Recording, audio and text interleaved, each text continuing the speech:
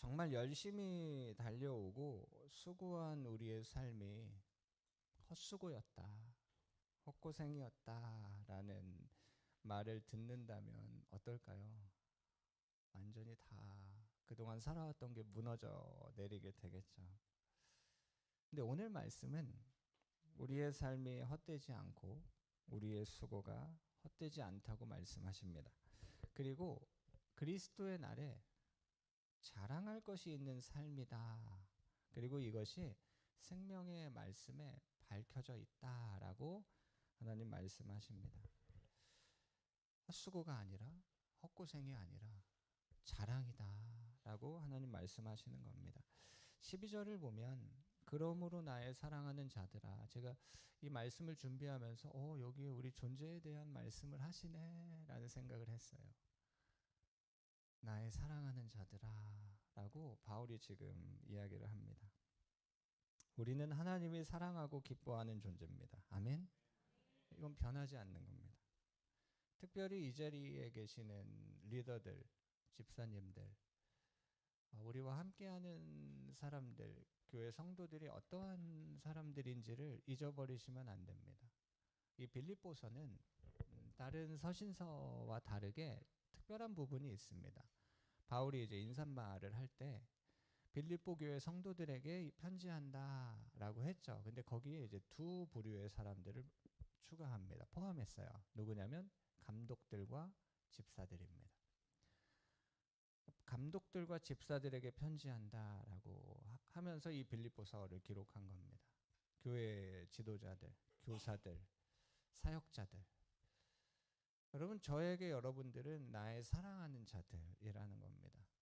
제가 이걸 잊어버리면 어떻게 될까요? 저분은 왜? 라고 하면서 막 점점점 이렇게 되면 얼마나 힘들고 고통스럽습니까? 나의 사랑하는 자들아 라고 말합니다. 지금 우리와 함께하는 사람들이 누굽니까? 나의 사랑하는 자들입니다. 이거 잊어버리시면 안 됩니다. 내가 정말로 사랑하는 사람들. 여러분, 우리 가족들이 어떤 사람들입니까? 왼수입니까?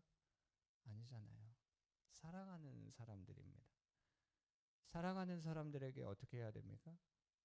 그렇죠. 더 잘하셔야 됩니다. 함부로 대하시면 안 되고 더 잘하셔야 돼요.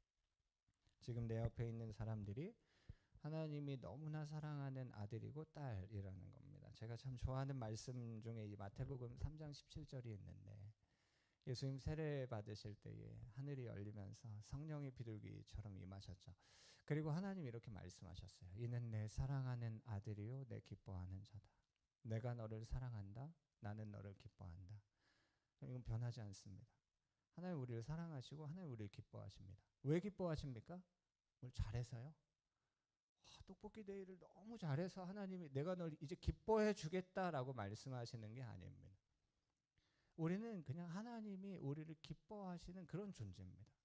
변하지 않는 거예요. 우리를 사랑하십니다. 물론 우리 자녀들 보면서 우리 자녀들이 잘하면 더 좋겠다라고 생각하시죠. 뭐 그거는 당연한 생각입니다. 그렇다고 우리 자녀들이 못한다고 우리가 사랑 안 합니까? 기뻐하지 않습니까? 아니요. 그 존재 자체로 우리가 사랑하는 존재고 우리가 기뻐하는 존재입니다. 변하지 않습니다. 그럼 그 마귀는 어떻게 할까요? 그렇죠. 이걸 흔드는 거죠. 예수님 이 세례를 받으시고 바로 어디로 가시냐면 광야에서 시험을 받으십니다. 그러니까 마귀가 예수님 시험할 때마다 하는 얘기가 뭡니까?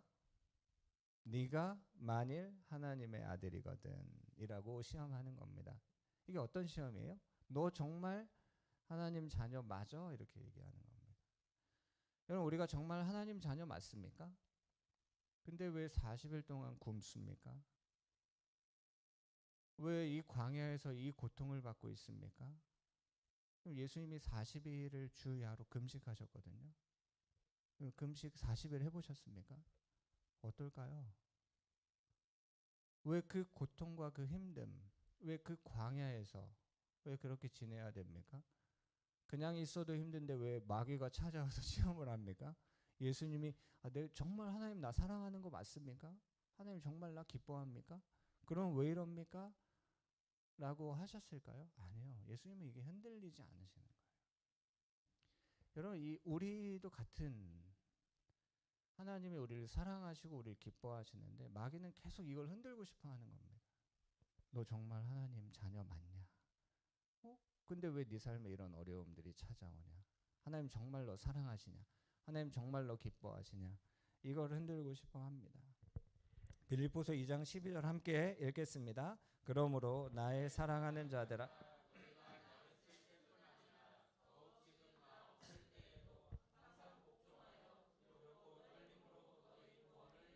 아멘. 우리의 존재는 변함없는 존재임을 꼭 기억하시고요. 이 12절에 아주 중요한 말씀이 나옵니다. 여러분, 이 12절의 한 부분에 이제 색칠하신 다음에 어디에 칠하시겠습니까? 딱 한 군데만 이제 칠을 해야 된다. 그렇죠. 없을 때에도입니다. 없을 때에도. 우리가 물론 사람들을 의식하면서 살죠. 당연하죠. 당연하죠. 그래서 사람들이 있을 때 잘합니다. 그럼 사람들이 없을 때 더 잘하라는 겁니다. 그게 그리스도인입니다. 누가 보고 있을 때 잘하죠. 당연하죠. 여러분, 아이들 방문 여실 때 어떻게 여세요? 노크하십니까? 그렇죠. 노크 안 하면 큰일 나죠. 노크하면 안에서 어떤 후다닥 후다닥 소리 들리죠. 뭘 이렇게 치우고. 저는 가끔 노크 안 하고 이렇게 슬쩍 이렇게 열어보려고 할 때가 있는데, 일단 밖에서 발소리가 들리면 아이들이 의식하죠.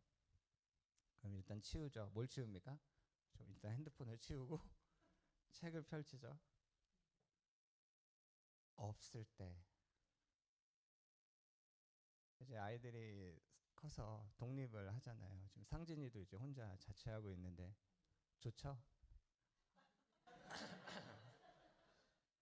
근데 있을 때뿐 아니라 없을 때, 여기에 보면 두 단어가 나오는데 더욱 항상이라고 하십니다. 이게 참 놀라워요. 더욱 항상 복종하여 두렵고 떨림으로 너희 구원을 이뤄라 라고 말씀하시는 거예요. 그러니까 바울이 있을 때 빌립보 교회가 잘했겠죠. 근데 없을 때는 어떤 건가? 예수님이 그 마태복음 6장에 산상수훈 가르침을 주실 때 세 부분에서 사람에게 보이려고라는 그 말씀이 나옵니다. 그 우리가 골방 기도할 때 자주 나눴기 때문에 일단 기도에 대한 가르침을 주실 때 사람에게 보이려고 거리에서 기도하지 말아라라고 하시죠. 근데 1절을 보면 구제할 때 사람에게 보이려고 구제하지 말아라 얘기하세요. 그러니까 구제와 기도, 또 한 가지는 뭡니까? 금식이에요. 금식할 때 사람들에게 보이려고 나 지금 금식하고 있습니다를 나타내지 말라는 거예요. 구제와 기도와 금식. 다 자랑하고 싶은 거예요. 사람들한테. 나 이렇게 잘합니다. 이 정도까지 합니다. 라고 말하고 싶은 것들. 그렇죠. 사람들이 있을 때 잘하죠. 근데 사람들이 없을 때 더욱 항상을 기억하시길 축복합니다. 그게 우리예요. 그래서 그리스도인들을 사람들이 신뢰하는 겁니다. 감시 안 해도, 보고 있지 않아도, 없을 때 더 잘하는 사람들입니다. 안 보고 있을 때 더 믿을 수 있는 사람들이 바로 교회라는 겁니다. 빌립보서 2장 13절을 보면 우리 안에서 행하시는 분이 계시다 말씀하십니다. 제가 이번 신방 기간에 병철 집사님, 주미 집사님 가정 신방 말씀 준비할 때 이 빌립보서 2장 13절 나눴는데, 행하시는 분. 여러분, 이 말씀을 앞부분과 뒷부분만 읽으면 너희 안에서 행하시는 이는 행하게 하신다 이렇게 말씀합니다. 행하시는 이가 우리로 행하게 하신다는 겁니다. 근데 그 중간에 이제 두 가지가 나오죠. 자기 하나님이 기뻐하시는 뜻, 그리고 우리에게 주신 소원. 같은 거죠. 우리에게 주신 소원은 하나님이 기뻐하시는 뜻입니다. 근데 우리 안에서 행하고 계신 그분이 우리로 행하게 하신다는 겁니다. 하나님의 뜻도 알고 소원도 있는데, 여러분 때로는 우리가 지치고 힘들면요 어떻게 됩니까? 안 해 이렇게 얘기합니다. 못하겠어. 힘이 없으니까요. 저는 이제 그만하겠습니다. 헛수고입니다. 헛고생입니다. 그래서 행하지 않겠습니다. 근데 여러분, 우리 안에서 행하시는 이는 우리로 행하게 하신다는 겁니다. 이게 참 중요하죠. 아는데 행하지 않는 사람들도 있기 때문이죠. 다 알고 있죠. 하나님의 뜻도 알고 우리 안에 소원도 있는데 이제 저는 지쳤습니다. 이제 저는 그만하겠습니다 라고 말한다면 아무 일도 일어나지 않겠죠. 근데 우리 안에서 행하시는 그분이 우리로 다시 일어나 행하게 하신다는 겁니다. 그러면 우리 안에 소원을 주시고 행하게 하시는 하나님의 일은 무엇인가? 어떤 일일까요? 하나님의 일이 14절에 나옵니다. 어쩌면 여러분들이 원하지 않는 말씀일 수 있지만 하나님이 우리에게 원하신 하나님의 기쁘신 뜻, 그리고 우리에게 주신 소원, 이 무슨 일입니까? 모든 일입니다. 모든 일. 그렇죠. 이 부분은 하나님의 뜻이기 때문에 이 부분은 제가 두렵고 복종함으로 힘써서 하겠습니다. 나머지는 제 마음대로 하겠습니다 라고 하고 싶은 게 우리인데, 지금 하나님 하신 말씀이 뭐냐면 모든 일이라고 하십니다. 빌립보서를 보면 이러한 표현을 많이 하죠. 내게 능력 주시는 자 안에서 내가 모든 것을 할 수 있다. 그러니까 우리는 좀 구분해 놓고 싶어 하거든요. 이건 그래 하나님의 일, 하나님의 영역. 이건 내 일, 내 영역. 그래서 내 뜻대로 할 수 있는 거. 근데 하나님은 뭐라고 하시냐면 우리 안에서 행하시는데, 그걸 행하게 하시는데 그 모든 일이라는 겁니다. 여러분, 하나님의 기뻐하시는 뜻이 15절에 잘 나와 있습니다. 15절 한번 천천히 읽어보겠습니다. 이는 너희가 흠이 없고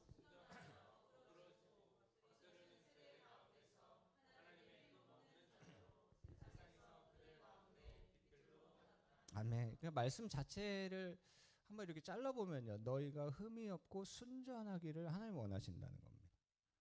이게 하나님이 우리에게 원하시는 기뻐하시는 뜻입니다.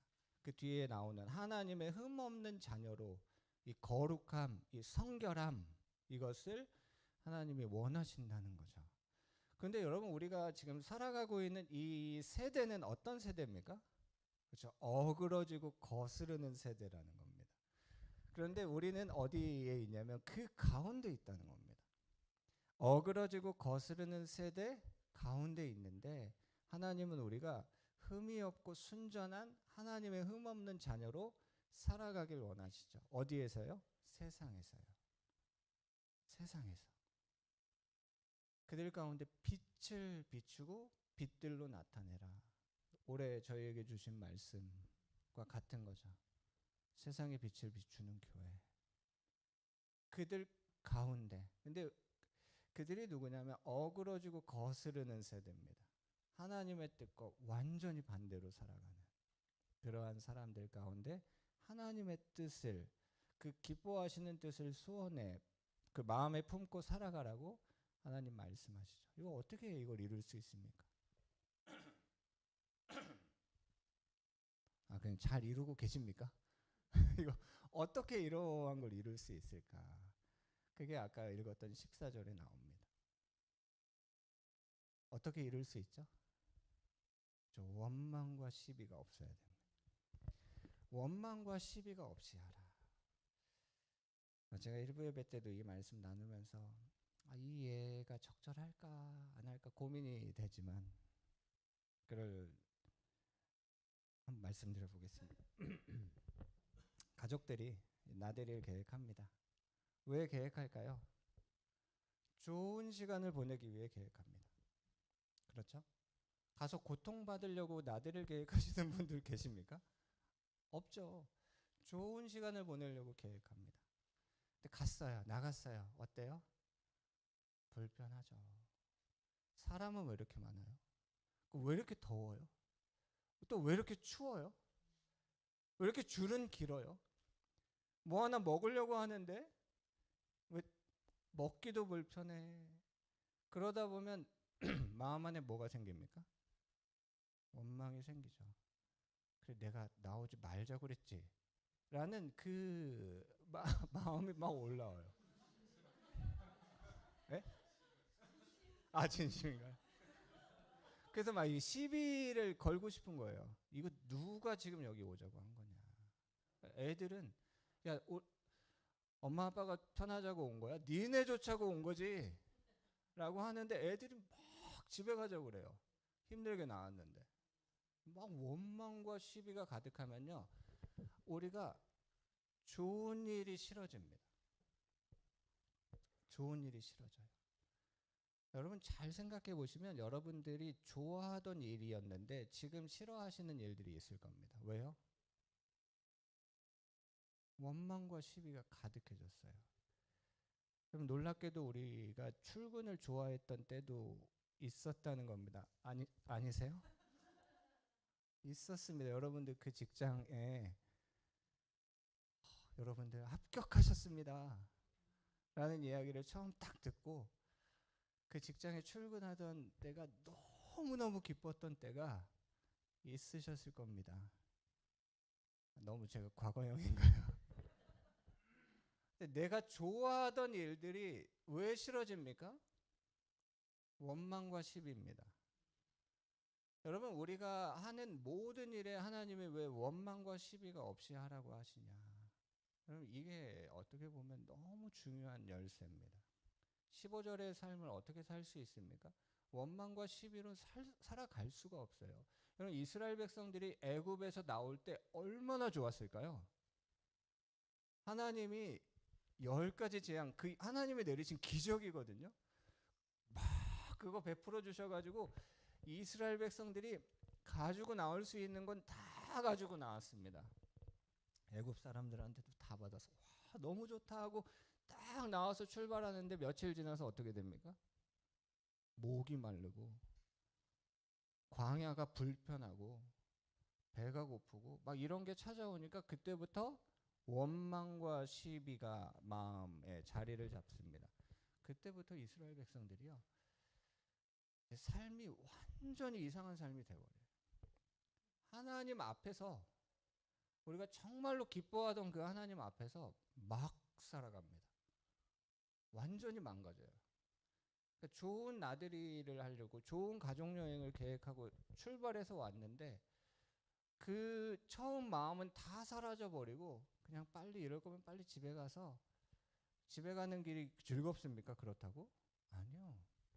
그럼 집에 가시면 즐겁습니까? 아니 모든 게 갑자기 다 어느 순간에 다 틀어져서 망가져 버립니다. 그 이유가 원망과 시비입니다. 여러분 교회도 마찬가지잖아요.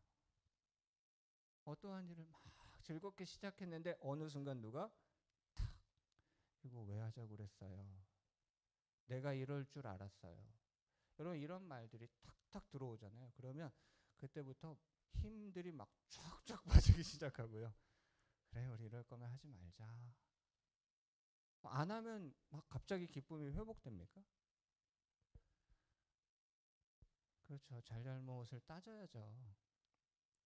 그래서 시시비비를 잘 가려야죠. 그래서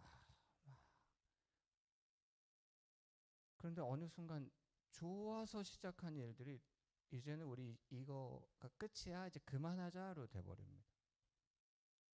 이상해져 버려요. 그러니까 모든 일에 원망과 시비가 없이 하라. 이는 너희가 흠이 없고 순전하여 어그러지고 거스른 이 세대 가운데에서 하나님의 흠 없는 자녀로 세상에 그들 가운데 빛들로 나타내기 위해서다. 그러면서 우리가 처음에 읽었던 그 16절 말씀이 나오는 겁니다. 생명의 말씀이 밝혀서 헛되지 않는 헛수고 헛고생. 여러분 헛수고 헛고생. 그렇죠. 원망과 시비가 있으면 어때요? 헛수고한 거죠. 헛고생한 거죠. 막 그러한 마음들이 갑자기 가득 채워지게 된다는 겁니다. 하나님께서 이 생명의 말씀이 밝혀져 있다라고 하시는 거예요.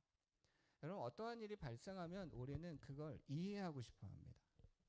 그래서 그 각자마다 가지고 있는 논리가 있습니다. 이래서 이렇게 된 거야. 이래서 이렇게 된 거야. 그렇죠.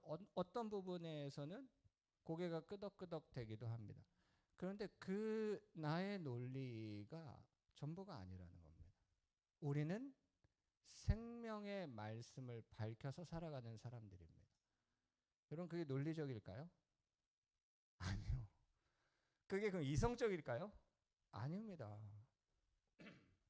바다로 들어가라는데 여러분 들어가실 겁니까? 풍랑이 치는데 배를 타고 출발하자고 하시면 가실 겁니까? 나의 논리나 어떠한 것으로 우리는 살아가는 사람들이 아니라 생명의 말씀으로 살아가는 사람들입니다. 이게 우리 기준이라는 거예요. 기준. 교회에서 이 기준을 뭐라고 부릅니까? 그죠? 캐논이라고 부릅니다. 카메라 캐논이 아니라 기준, 정경, 변하지 않는 진리, 이게 캐논이에요. 바꿀 수가 없습니다. 성경 66권은 기준, 캐논입니다. 이게 정경이에요. 이걸 바꾸지 않습니다. 그래서 빌립보서에서는 이러한 표현들을 또 하시죠. 3장에서도 나누겠지만 이것이 우리의 표대다 이렇게 얘기하세요. 변하지 않습니다.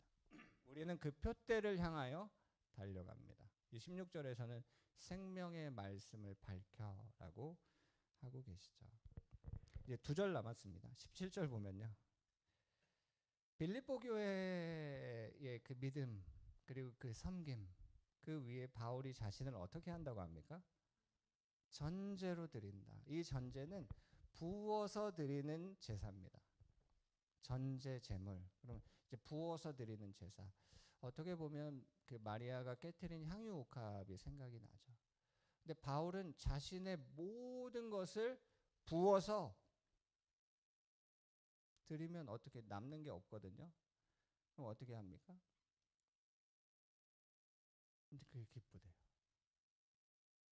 여러분, 이런 사람을 우리가 주변에서 보면요, 그 교회에서도 이런 사람을 보면 주변에 계신 분들이 어떻게 하냐면 말립니다. 그렇게까지 안 해도 돼. 바울에게는 어떻게 했을까요? 바울도 말렸습니다. 에베소 교회 장로들과 지도자들이 바울이 예루살렘으로 간다고 하니까 그 바닷가에 모입니다. 그래서 뭐라고 얘기합니까? 가지 말라고 합니다. 말립니다. 그렇게까지 안 해도 된다고 얘기합니다. 근데 바울이 뭐라고 얘기하냐면 거기에서 서로 여러분 이게 그 안 좋은 감정으로 말리는 게 아니라 서로 부둥켜 안으면서 막 눈물을 흘리면서 가지 말라고 하는 겁니다. 왜냐하면 가면 결박이 있고 죽음이 있는 걸 알고 있는데 왜 그 일을 하려고 하냐고, 가지 말라고 말리는 겁니다. 그런데 바울이 어떻게 합니까? 나는 부어진다. 여러분, 예수님 십자가를 지셨는데 억지로 주셨습니까? 나는 진짜 니네를 위해서 난 십자가를 1도 지고 싶은 마음이 없는데 어쩔 수 없어서 나는 십자가를 져서 니네를 구원해 주겠다라고 하셨던 예수님이라면 이게 이상해지거든요.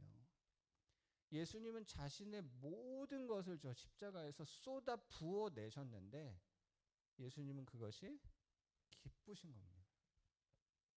기쁘신 거예요. 아까도 말씀드렸던 것처럼 우리가 지금 하고 있는 그 일들, 성경이 얘기하는 모든 일들 안에 하나님은 이 기쁨을 회복하길 원하십니다. 기쁨. 여러분 기쁘십니까? 제가 교회에 나오는 게 기쁠까요? 아니면 나오기 싫은데 억지로 나오는 걸까요? 같은 일이잖아요. 어쨌든 우린 같은 일을 합니다. 여러분들이 내일 아침에 이제 출근하시는 길에 기쁨이 가득하시길 축복합니다. 하나님 이걸 원하세요. 하나님이 사랑하는 자녀들이 기쁨으로 살아가길 원하십니다. 기쁨으로. 빌립보서는 이 기쁨에 대한 말씀이 정말 많이 나와요. 기쁨. 여러분 17절 18절 같이 한번 읽어보겠습니다. 시작. 만일 너희 믿음의 재물과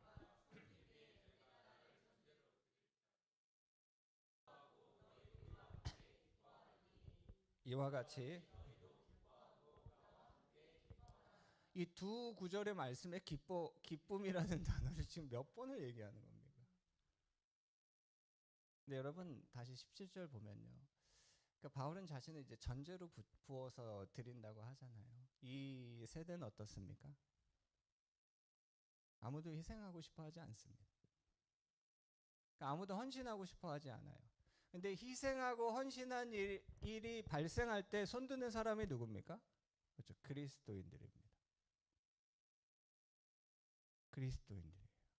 그러니까 원망과 시비로 손드는 게 아니라 왜 나까지 와가지고 나한테 걸렸어가 아니라 그러니까 기쁨으로 드리는 사람들. 사람들이 있을 때뿐 아니라 없을 때에도 더욱 항상 복종함으로 구원을 이루는 사람들. 그게 그리스도인들이라는 겁니다. 마지막 18절 보면 정말 중요한 말씀 하시죠. 아까 말씀드린 것처럼 기뻐해라. 하나님 우리의 삶의 기쁨이 회복되길 원하시죠. 가족들 같이 모였을 때 기뻐야 되잖아요. 그 기쁨을 회복하기를 원하시죠. 네, 여기에 중요한 말씀 17절에도 있고 18절에도 있지만 함께 기뻐하라는 겁니다. 함께. 막 누군가가 기쁨을 나누고 있는데 혼자 막 그게 막 마음에 안 들고 그렇게 하지 말고 누군가가 기쁨을 나누면 함께 기뻐하고 누군가가 슬픔을 나누면 함께 슬퍼하고 누군가가 눈물 흘리면 함께 울고 누군가 기뻐하면 함께 기뻐하고 너희도 기뻐하고 나와 함께 기뻐하라 라고 말씀하고 계십니다. 여러분 이것은 분명한 말씀입니다. 뭐 나의 논리나 다른 설명이 아니라 생명의 말씀에 밝혀져 있는 그 말씀 우리가 이러한 삶을 살아가기를